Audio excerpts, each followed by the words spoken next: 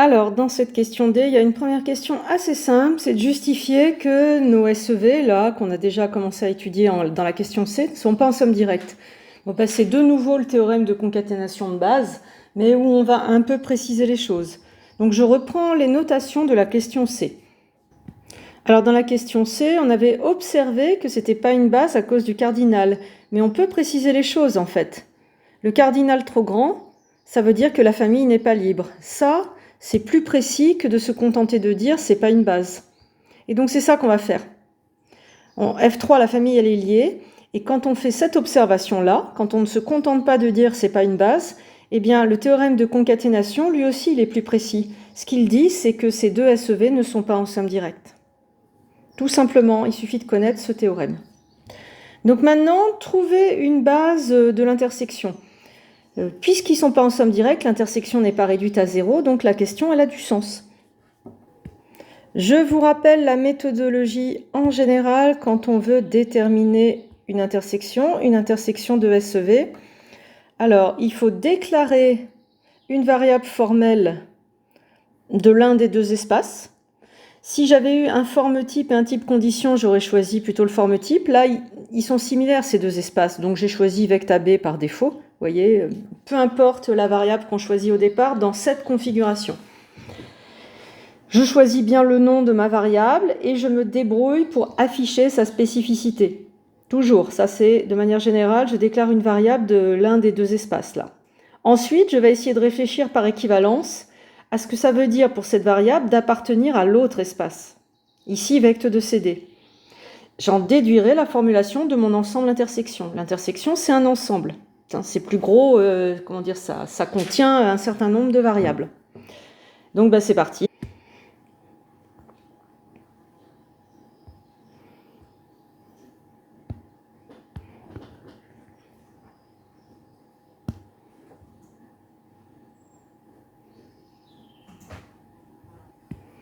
Alors ensuite, qu'est-ce que ça veut dire de réfléchir par équivalence, appartenir à vecte de CD?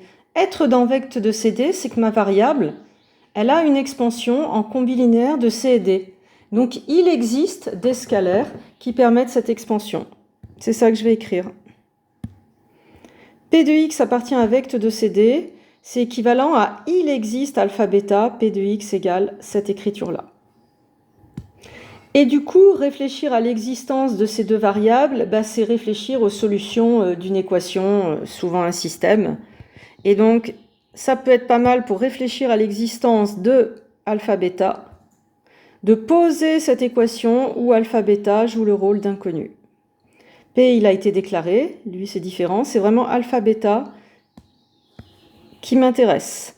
Ce sont des inconnus, à quelles conditions sur la variable P, alpha et bêta existent-ils?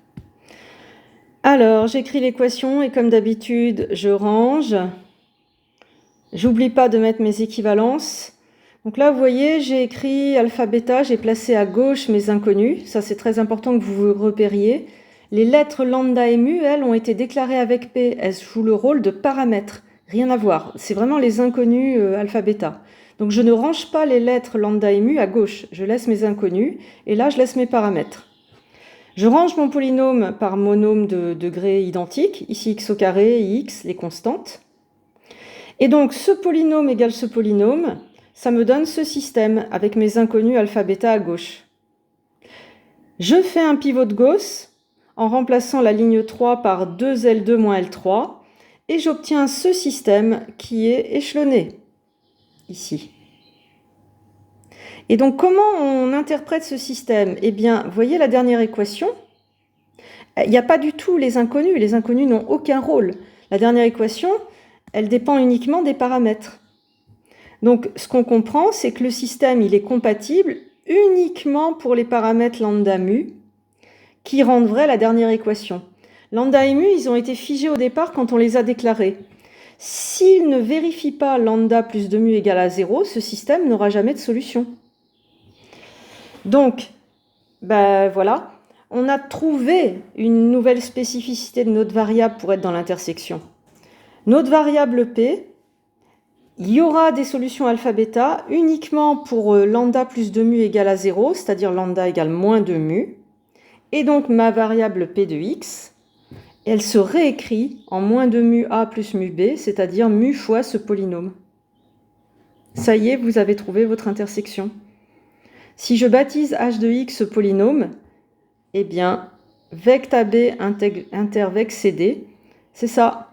C'est l'ensemble des polynômes qui sont multiples de h, c'est-à-dire que c'est l'espace vect de h. Et donc h, ce polynôme, est une base de cette intersection.